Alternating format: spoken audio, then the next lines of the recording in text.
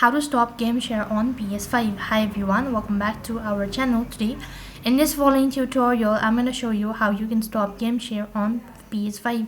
So in order to stop game share on PS5, I'm going to show you a method on how you can do it. First thing first, launch to your PS5, and once you're logged in, now go ahead and select the settings menu from your PlayStation 5 home screen.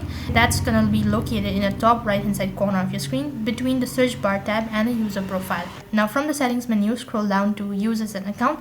This is in the fourth tab.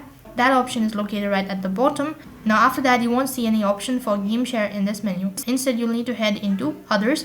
This is located below authorized app in the users and account menu. Now from the other menu, select the console sharing and the offline play option from here. You will be able what your preferences is currently set to. If you want to game share, make sure not tap on disable. If you don't want to share the game, just go ahead and tap on. And that is how you can stop game share on PS5. So that is all for this video. I hope the video was helpful. Make sure to like, share and subscribe to our channel. Thank you for watching. See you in the next video.